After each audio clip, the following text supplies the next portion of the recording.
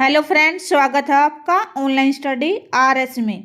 आज हम एक इम्पोर्टेंट लेसन लेकर आए हैं जिसका नाम है साना साना हाथ जोड़े। यह कृतिका भाग 2 से लिया गया है। साना साना हाथ जोड़े का अर्थ है छोटे छोटे हाथ जोड़कर की गई प्रार्थना। साना साना हाथ जोड़े यह एक भगवान को की जाने वाली प्रार्थना है जो सिक्किम में गाई जाती है। उसी के एक अंश को लेकर यह पूरा पाठ बनाया गया है। यह एक यात्रा वृत्तांत है जिसका वर्णन हमारी लेखिका मधु कांकरिया जी कर रही हैं। उन्होंने सिक्किम की यात्रा की और उस यात्रा के दौरान उन्हें जो देखने सीखने को मिला, जो अनुभव किया, उसी का वर्णन इसमें किया गया है। तो चलिए लेसन शुरू करते हैं। लेखिका सिक्किम की राजधानी गैंगटॉक घूमने गई थी। लेखिका कहाँ गई थी? सिक्किम की राजधानी गैंगटॉक घूमने गई थी। रात में ढलान पर सितारों की जगमगाती झालर ने उसे इतना सम्मोहित किया कि वह उसी दिन सुबह एक नेपाली युवती से सीखी प्रार्थना मेरा सारा जीवन अच्छाइयों को समर्पित हो करने लगी। लेखिका जब रात हुई तो तारों को देखकर इतनी प्रभावित हो गई कि उन्होंने जो सुबह एक युवती से प्रार्थना सुनी थी जिसकी पहली पंक्तियां थी मेरा सारा जीवन अच्छाइयों को समर्पित हो, खुश होकर उन तारों को देखते हुए मन ही मन गुनगुनाने लगी। अगले दिन मौसम साफ न होने के कारण लेखिका कंचनजंगा की चोटी तो नहीं देख सकी, परंतु ढेरों खिले फूल देखकर खुश हो गई। अगले दिन कहाँ जाना था? कंचनजंगा की चोटी देखने जाना था, लेकिन मौसम साफ न होने के कारण वह नहीं जा सकी। वहाँ पर आसपास जो खिले हुए फूल थे उन्हें देखकर लेखिका काफ़ी प्रभावित हुई। वह उसी दिन गैंगटॉक से 49 किलोमीटर दूर युमथांग देखने अपनी सहयात्री यानी कि सहेली मणि और गाइड जितेन नार्गे के साथ रवाना हुई। कौन कौन थे उनके साथ? उनकी सहेली मणि। कौन कौन थे? उनकी सहेली मणि और जितेन नार्गे। ये उनके गाड़ी के ड्राइवर भी थे और गाइड करने वाले भी थे। जितेन नार्गे जी कौन थे? गाड़ी भी चला रहे थे और साथ ही साथ आसपास के वातावरण के बारे में जानकारी भी दे रहे थे। वहाँ के लोग बौद्ध धर्म को बहुत मानते थे। वहाँ के लोग किस धर्म को मानते थे? बौद्ध धर्म को। ये याद रखने वाली बात है। किस धर्म को मानते थे? बौद्ध धर्म को। रास्ते में उन्होंने बौद्ध अनुयायियों की लगाई सफ़ेद और रंगीन झंडियाँ देखी। जब लेखिका यात्रा कर रही थी तो उन्होंने रास्ते में देखा कि सफ़ेद रंग के छोटे छोटे झंडे लगे हुए थे, उन पर कुछ मंत्र लिखे हुए थे। इस पर नार्गे जी ने उन्हें बताया कि यहाँ बुद्ध धर्म में बहुत बड़ी मान्यता है कि जब किसी बुद्धिस्ट की मृत्यु हो जाती है तो उसकी आत्मा की शांति के लिए शहर से दूर किसी पवित्र स्थान पर 108 झंडे फहराए जाते हैं। सफ़ेद रंग के 108 झंडे फहराए जाते हैं, उन्हें उतारा नहीं जाता, अपने आप ही नष्ट हो जाते हैं। कई बार किसी नए कार्य की शुरुआत करते हैं तब भी ये झंडे लगाए जाते हैं, लेकिन वो झंडे कैसे होते हैं? रंगीन होते हैं। कवि लोंग स्टाक नामक स्थान पर हिंदी फिल्म गाइड की शूटिंग का स्थान भी देखा। कौन सी फिल्म? गाइड फिल्म की जो शूटिंग हुई थी कहाँ हुई थी? कवि लोंग स्टाक पर। उन्होंने वह स्थान भी देखा। वहीं लेप्चा और भूटिया जाति का शांति वार्ता स्थान भी देखा। जो लेप्चा और भूटिया जाति थी ये आपस में झगड़ती रहती थी, आपस में लड़ाई करती रहती थी, लेकिन उन्होंने एक समय में शांति वार्ता की। जिस स्थान पर इन्होंने आपस में शांति वार्ता की लेखिका ने वह स्थान भी देखा। एक कुटिया में पापों को धोने वाला प्रेयर व्हील देखा। बुद्धों में एक ऐसा व्हील बनाया जाता है कि ऐसा घुमाने वाला वो बनाया जाता है। ऐसा मान्यता है कि उसको घुमाने से पापों का नाश हो जाता है। इन्होंने प्रेयर व्हील था उसे भी देखा। ऊंचाई पर चढ़ते हुए धीरे धीरे लेखिका को स्थानीय लोगों का दिखना बंद हो गया। जैसे जैसे लेखिका ऊपर चढ़ती जा रही थी, नीचे जो लोग थे वो दिखने बंद हो रहे थे। नीचे घर ताश के पत्तों जैसे छोटे छोटे दिखने लगे, हिमालय की विशालता दिखने लगी। उन्होंने महसूस किया कि हिमालय कितना विशाल है, कि नीचे के जो लोग हैं, घर हैं, वो कैसे दिख रहे हैं। नीचे जो हिमालय के नीचे जो घर हैं वो ताश के पत्तों जैसे छोटे छोटे दिखाई दे रहे हैं। रास्ते संकरे और घुमावदार होने लगे। वहाँ पर जो यात्रा कर रहे थे तो रास्ते कैसे थे? संकरे, पतले पतले तंग रास्ते थे। कैसे रास्ते थे? संकरे यानी कि तंग रास्ते थे, पतले पतले रास्ते थे और घुमावदार थे। घूम घूम कर पहाड़ों पर चढ़ रहे थे। गहरी खाइयाँ बादलों से भरी थी। खाइयों में देखा तो क्या दिखाई दे रहा था? नीचे का जो एरिया था वो दिखाई नहीं दे रहा था, केवल बादल ही बादल दिखाई दे रहे थे। हरियाली के बीच कहीं कहीं खिले हुए फूल भी थे। कहीं कहीं हरियाली दिखाई दे रही थी, उनके बीच में फूल भी दिखाई दे रहे थे। हिमालय की सुंदरता ने यात्रियों को प्रभावित किया और वे प्रार्थना के लोकगीत गाने लगे। यानी कि यात्री थे जो वहाँ का वातावरण देखकर काफ़ी प्रसन्न थे और गीत गुनगुनाने लगे। चांदी की तरह चमकती तीस्ता नदी लगातार सिलीगुड़ी से साथ साथ चल रही थी। जब वो सिलीगुड़ी से चले थे तो वहाँ पर क्या था? वो तीस्ता नदी उन्होंने देखी, लेकिन यहाँ भी उन्हें वो तीस्ता नदी दिखाई दे रही थी। ऐसा लग रहा था जैसे सिलीगुड़ी से वो हमारे साथ साथ चल रही हो। प्रसन्न लेखिका ने भी हिमालय को सलामी देनी चाहिए थी कि जीप चलती हुई सेवन सिस्टर वाटरफॉल के सामने आ खड़ी हुई। तभी उनके मन में आया कि वो इस वातावरण को ध्यान से देखे और अनुभव करे। तभी क्या हुआ? जीप क्या है? रुक जाती है। झरने की कलकल और ठंड ने लेखिका के मन की जो सारी दुर्भावनाओं को खत्म कर दिया। और जो जहाँ पर जीप रुकी वहाँ पर क्या थी? झरने की कलकल, यानी कि झरने के बहने की आवाज़ें आ रही थी और वहाँ पर क्या थी? बहुत ठंड थी। और लेखिका के जो मन में भावनाएं उठ रही थी उनको शांत कर दिया। सत्य और सौंदर्य की अनुभूति से वह भावुक हो उठी। जब उन्होंने वहाँ का सौंदर्य देखा तो लेखिका भावुक हो गई। आगे बढ़ने पर बादलों की लुक्का छिपी के बीच हिमालय की शोभा हरे पीले कहीं पथरीले रूप में फिर दिखाई देने लगी। जब वह थोड़ी सी और आगे बढ़ी तो उन्होंने देखा बादलों के बीच में हिमालय कहीं कहीं हरे रंग का, कहीं पीले रंग का और कहीं पत्थरों के रूप में दिखाई देने लगा। पल पल बदलती और सुंदर होती प्रकृति के विराट रूप के आगे लेखिका को अपना अस्तित्व तिनके जैसा लगा। अज्ञान दूर हुआ। वहाँ की जो सुंदरता थी उसको देखकर लेखिका काफ़ी प्रभावित हुई और जो उसके मन में जो अंधकार था वो दूर हो गया।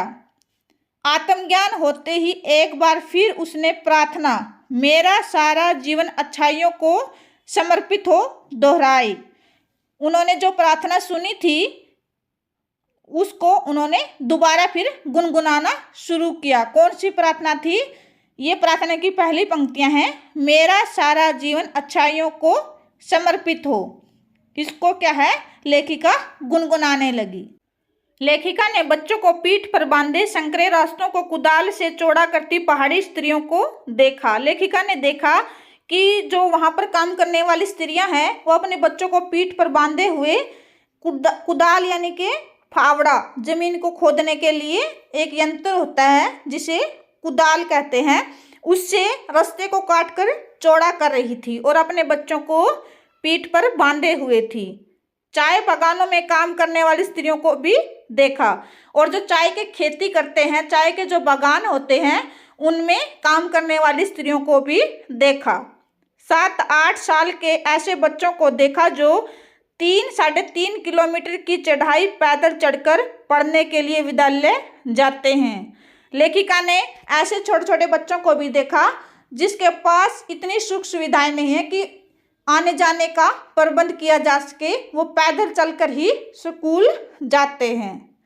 जंगल से लकड़ी काटकर लाने, पानी भरने, मवेशियों को चराने के काम में स्त्रियों के साथ जुड़े बच्चों को देखकर लेखिका को पहाड़ी जीवन की कठिनाइयों का एहसास हुआ। उन्होंने महसूस किया कि जो पहाड़ी एरिया है वहाँ का जो जीवन है काफ़ी कठिनाइयों भरा है। उन्होंने देखा कि जो जंगल से लकड़ियाँ काट कर लाते हैं, पानी भर कर लाते हैं, और जो मवेशी हैं, पशु हैं, उनको चराने के लिए स्त्रियों के साथ साथ बच्चे भी कार्य करते हैं। उसे लगा कि मैदानों की तुलना में पहाड़ों में भूख, मौत, दीनता, जिंदा रहने को लेकर संघर्ष अधिक है। लेखिका ने अनुभव किया कि जो पहाड़ी एरिया है वहाँ का जो जीवन है वो मैदानी एरिया, जो समतल एरिया है, वहाँ के जीवन से काफ़ी कष्टपूर्ण है। उन्हें काफ़ी कठिनाइयों का सामना करना पड़ता है। रास्ते में कई जगह सावधानी पूर्वक चलने के निर्देश भी लिखे थे। रास्ते में कहीं कहीं ये लिखा हुआ था कि आगे रास्ता काफ़ी खतरनाक है, तो सावधानी पूर्वक चलें। युमथांग जाते हुए लेखिका को रात लायुंग की शांत बस्ती में बितानी पड़ी। वहाँ उसने विचार किया कि मनुष्य ने प्रकृति की लय, ताल और गति को बिगाड़कर बहुत बड़ा अपराध किया है। यहाँ पर लेखिका क्या है, रात को लायुंग की शांत बस्ती में ठहरती है। वहाँ उसने मन में विचार किया कि मनुष्य ने प्रकृति के साथ छेड़छाड़ किया है, वृक्षों को काटा है, पानी को दूषित किया है, तो इसके कारण क्या है, उसका प्रभाव प्रकृति पर पड़ा है। यह एक अपराध है। बर्फ देखने की इच्छा लायुंग में भी पूरी न होने के कारण 500 फीट ऊंचाई पर कटायो यानी भारत का स्विट्जरलैंड जाने का निश्चय किया गया। जो कटायु है वो क्या है, भारत का स्विट्जरलैंड जाना जाता है। यहाँ पर वहाँ पर क्या है, बहुत ज़्यादा बर्फ़ पड़ती है। स्विट्जरलैंड में क्या है, बहुत ज़्यादा बर्फ़ पड़ती है। तो कटायु को क्या कहते हैं, भारत का स्विट्जरलैंड। क्या कहते हैं, भारत का स्विट्जरलैंड कहते हैं। वहाँ पर जाने का निश्चय किया। कटायों का पूरा रास्ता अधिक खतरनाक और धुंध से भरा था। कैसा रास्ता था, खतरनाक, और वहाँ पर क्या थी, धुंध ही धुंध थी। वहाँ पहुँचने पर ताज़ा बर्फ से पूरे ढके पहाड़ चांदी से चमक रहे थे। जो बर्फ थी वो सफ़ेद कलर की थी, ऐसा लग रहा था वो चांदी की तरह चमक रही है। घुटनों तक बर्फ जमीन पर बिछी और फिर गिर भी रही थी। जो बर्फ थी वो चारों तरफ बिछी हुई थी और भी बर्फ गिर रही थी। जो बर्फ होती है वो जो गिरती है उस समय काफ़ी हल्की होती है, रुई की तरह हल्की होती है। तो वो क्या थी, काफ़ी सुंदर लग रही थी। कैसे लग रही थी, चांदी की तरह चमक रही थी। यात्री आनंद उठाने लगे। यात्री थे जो उस बर्फ का आनंद उठाने लगे, वहाँ पर घूमने लगे, उसको हाथ में लेने लगे। लेखिका की सहेली मनी ने कटायु को स्विट्जरलैंड से भी अधिक ऊंचाई पर बताया। लेखिका ने भी उस सुंदर दृश्य को हृदय में समा लिया। यहाँ पर लेखिका की सहेली कौन थी, मनी। उसने बताया कि यह तो स्विट्जरलैंड से भी अधिक ऊंचाई पर है, अधिक ऊंचा है। लेखिका भी इस सुंदर दृश्य को देखकर काफ़ी प्रभावित हुई थी। वह आध्यात्मिकता से जुड़ गई। वह विचार करने लगी कि शायद ऐसी ही सुंदरता से प्रेरित होकर ऋषियों ने वेदों की रचना की होगी और जीवन के सत्यों को खोजा होगा। यहाँ पर लेखिका क्या है, आध्यात्मिकता से, धार्मिक भाव से जुड़ जाती है और कहती है कि इसी सुंदरता को देखकर ही ऋषि मुनियों ने जो वेद पुराण लिखे हैं, इन्हीं सुंदरता को देखकर प्रभावित होकर लिखे हैं। मणि ने हिम शिखरों को एशिया के जल स्तंभ बताया। जो एशिया की जो नदियां हैं उनका मुख्य स्रोत हिम शिखरों को यानी के पहाड़ों को ही बताया है, क्योंकि ये पहाड़ ही पिघल कर आगे नदियों का रूप धारण करते हैं। कड़कड़ाती ठंड में पहरा देते फौजियों की कर्तव्य निष्ठा ने लेखिका को भावुक बना दिया। वहाँ पर जो फौजी थे वो खड़े थे, वो अपने कर्तव्य का पालन कर रहे थे। उनकी कर्तव्यपरायण जो भाव थे उनको देखकर लेखिका काफ़ी प्रभावित हो गई, भावुक हो गई। कटायों से युमथांग की ओर जाते हुए प्रियुता और रोडोडेंड्रो के फूलों की घाटी को भी देखा। युमथांग कटायो जैसा सुंदर नहीं था। उन्होंने वहां पर क्या है, लेखिका ने बहुत से फूलों को देखा। उन फूलों को देखकर वह काफी प्रभावित हुई, लेकिन युमथांग कटायो जैसा सुंदर नहीं था। वहां एक सिक्किमी स्त्री ने अपना परिचय जब इंडियन कहकर दिया तो लेखिका खुश हो गई। रास्ते में सहेली मणि ने चांदनी रात में भौंकने वाले कुत्ते दिखाए। जब एक स्त्री से पूछा गया कि लेखिका ने जब पूछा कि आप सिक्किम की निवासी हैं, तो उस स्त्री ने कहा नहीं, मैं एक इंडियन हूँ। तो ऐसी भाव को देखकर लेखिका प्रभावित हो गई और आगे चलकर उसकी लेखिका की जो सहेली थी मणि, उन्होंने ऐसे कुत्तों को दिखाया जो केवल चांदनी रात में ही भौंकते थे। गाइड जितेन नार्गे ने गुरु नानक के पद चिन्हों वाला एक ऐसा पत्थर दिखाया जहां कभी उनकी थाली से चावल छिटक कर बाहर गिर गए थे। जो नार्गे था, गाइड था उनका, उसने बताया कि यहाँ पर एक गुरु नानक के पद चिन्हों का एक फुटप्रिंट कह सकते हैं, एक पत्थर दिखाया जहाँ पर गुरु नानक के पद चिन्ह हैं। उस पर एक बार गुरु नानक जी के पद चिन्ह लग गए थे, पैर लग गए थे, तो उनके हाथ में जो थाली थी उससे चावल गिरकर वहाँ पर बिखर गए और जहाँ जहाँ चावल गिरे वहाँ पर क्या है, अब चावल की खेती होती है। खेदुम नाम का 1 किलोमीटर का ऐसा क्षेत्र भी दिखाया जहां देवी देवताओं का निवास माना जाता है। नार्गे ने पहाड़ों, नदियों, झरनों, वादियों के प्रति पूज्य भाव की भी जानकारी दी। नार्गे ने बताया कि जो यहाँ का क्षेत्र है वो एक पूजनीय देवी देवताओं जैसा माना जाता है। यहाँ पूजनीय स्थल है और जो नदियाँ हैं उन्हें भी देवी देवताओं की तरह पूजा जाता है। कप्तान शेखर दत्ता के सुझाव पर गैंगटॉक के पर्यटक स्थल बनने और नए रास्तों के साथ नए स्थानों को खोजने के प्रयासों की भी जानकारी दी। जो कप्तान शेखर दत्ता हैं, क्या नाम है, कप्तान शेखर दत्ता, इन्होंने नए नए स्थानों को खोजकर पर्यटक थे जो बाहर से देखने आते थे, उनके लिए अच्छे अच्छे स्थान और नए नए स्थानों की खोज की।